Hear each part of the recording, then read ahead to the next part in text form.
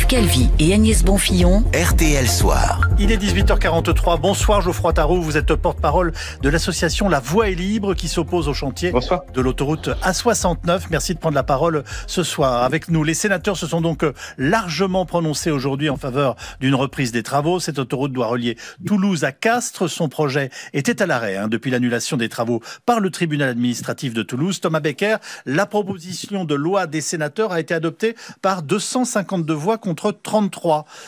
Thomas, une loi adoptée pour contourner une décision de justice, est-ce bien constitutionnel ?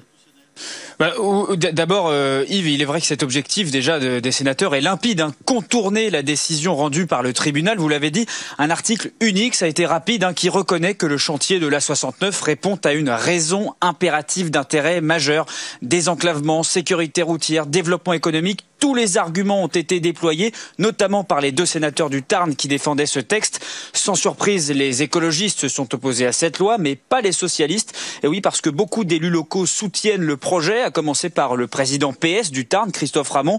Désormais, c'est vers l'Assemblée nationale que les regards sont tournés. Le 2 juin, la même proposition de loi sera examinée par les députés. Et au vu de la composition de l'hémicycle, il y a de bonnes chances que ce texte soit adopté.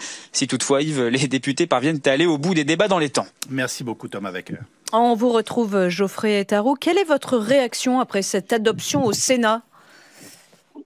Notre réaction, c'est qu'on est consterné par l'attitude de ces parlementaires, qui s'offrent en quelque sorte un bain de trumpisme à marge de la 69, qui remettent en question la séparation des pouvoirs. Clairement, c'est une guerre contre une décision de justice qui lance.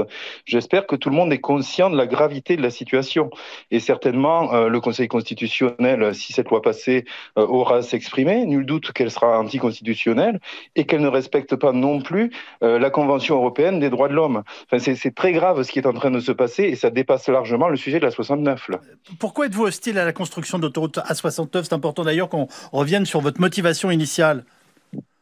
Alors notre motivation initiale qui a été confirmée en fait par une décision de première instance du tribunal administratif de Toulouse, c'est en fait que déjà cette autoroute, elle ne répond à aucun besoin réel puisqu'il y a une route publique qui existe, qui est en ligne droite quasiment jusqu'à Castres et qui n'est pas du tout saturée, qui est même avec un faible trafic. Et aujourd'hui, on voudrait accoler 4 voies de plus et privatiser 10 km de 2 fois 2 voies qu'on a déjà financé avec nos impôts au profit d'un concessionnaire. Ça veut dire que ceux qui n'auront pas 20 € à payer pour l'aller-retour, repasseraient par les villages comme il y a 30 ans. Enfin, c'est un problème antisocial également.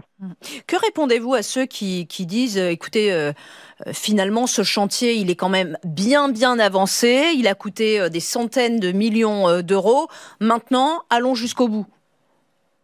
Oui, mais c'est un peu facile. On pourrait décliner la situation sur d'autres exemples. Imaginons, je vais construire ma maison sur un terrain qui n'est pas constructible et je vais dire, écoutez, maintenant que je me suis fait prendre la main dans le sac, je vais mettre une loi de validation et puis c'est fait. Non, c'est trop facile. On peut pas jouer sur la lenteur de la justice qui a été démunie un petit peu de ses moyens d'agir pour légitimer une autoroute. Une autoroute, on la fait pas pour rien et on la fait pas contre la population, puisque là, c'est un projet qui va nuire à la population, aux déplacements locaux sur la route publique. C'est là, et ça a été relevé par le tribunal administratif.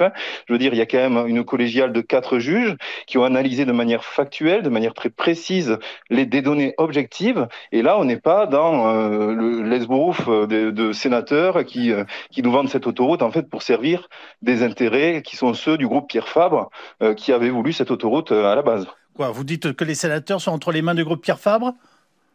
Là, en tout cas, ils ne servent pas l'intérêt général. Il y a un chantier qui est tout au plus avancé à 50%, qui est en l'état. La population, nous, à qui on parle, on est sur le terrain tous les jours, on fait cette route tous les jours, et je peux vous dire qu'ils ont envie de tourner la page. Et là, ils nous bloquent là, dans cette situation, on est dans l'immobilisme, parce qu'il y a un jusqu'au boutisme, il n'y a aucune remise en question de ces élus. Et c'est ça qui est gravissime, en fait, cette dérive où finalement la séparation des pouvoirs, c'est accessoire. Les sénateurs évoquent pourtant une urgence de désenclavement, ils évoquent d'ailleurs des motifs impérieux d'intérêt général. Selon eux, vous seriez en train de bloquer 100 000 habitants ? Mais tout ça, ça a été balayé très minutieusement par des juges. Je veux dire, c'est aujourd'hui entre les mains de la justice. Ils voudraient nous faire croire aujourd'hui, puisque la décision de justice ne leur plaît pas, que les juges étaient orientés, etc. C'est quand même, on nage en plein trumpisme. Nous, ce qu'on voit, c'est que Castres se porte. Il y a bien sûr des améliorations à faire sur la route publique. Nous, on les défend aussi. Mais Castres se porte plutôt bien. La démographie augmente aujourd'hui. Et tout cette ambiance un petit peu qu'ils essaient d'instiller en disant Castres, c'est enclavé, tout ça, ça ne tient pas. Eh ben alors, l'arrêt du projet entraînerait, je cite la façon dont il présente les choses, des dommages irrémédiables, tant sur le plan économique que sur le plan psychologique. Psychologique pour le département du Tarn, un département qui se sent humilié, méprisé et nié dans ses choix de développement. C'est ce qu'affirme l'une des sénatrices que visiblement vous ne prenez pas au sérieux. Ah, on les prend au sérieux, on les prend au sérieux. Le problème, c'est que l'humiliation, elle vient de qui? L'humiliation, c'est cette autoroute. C'est un peu l'autoroute de la honte. Je veux dire, sur ce territoire, on a honte d'avoir ce projet qui a été passé au forceps, qui a été passé en force, malgré les alertes de toutes les instances indépendantes qui avaient demandé de ne pas aller jusqu'au bout de ce projet, de ne pas engager ce projet. Ils y sont allés tête baissée. Aujourd'hui, ils s'étonnent. Ils étaient au courant. Ils savaient que ce projet ne répondait pas à une raison impérative d'intérêt public majeur. Ils le savaient. Geoffrey Tharoux, en début d'entretien, vous nous disiez votre consternation après ce vote au Sénat. Est-ce que vous gardez quand même espoir et surtout en vue de saisir le Conseil constitutionnel ? Ah ben nous, on garde totalement espoir. On est même persuadé que cette autoroute ne reprendra pas. Le désespoir, il est de leur côté, puisqu'ils font appel d'une main, et de l'autre main, ils disent au juge, de toute façon, votre décision, eh bien, on s'en lave les mains. Donc, c'est quand même assez consternant. C'est en ça que c'est consternant. Autant ils font appel, ils bloquent la situation, ils en ont le droit. Mais aller outre une décision de justice, ils vont aller dans le mur constitutionnel. Mais à ce moment-là, qu'ils aillent jusqu'au bout des choses, qu'ils changent la Constitution, qu'ils demandent de sortir de l'Union européenne, s'ils ne veulent pas respecter ces règles de base, qu'ils aillent jusqu'au bout, qu'ils assument ce positionnement.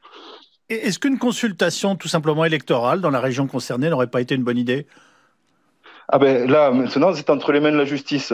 Donc, c'est plus le lieu ni le moment de le faire. Mais il y a une période, avant de démarrer le chantier, ça aurait pu être le cas. Tout à fait. Là, la justice a décidé de manière éclairée. Aujourd'hui, on a une guerre de communication de quelques parlementaires et une décision de justice qui est éclairée.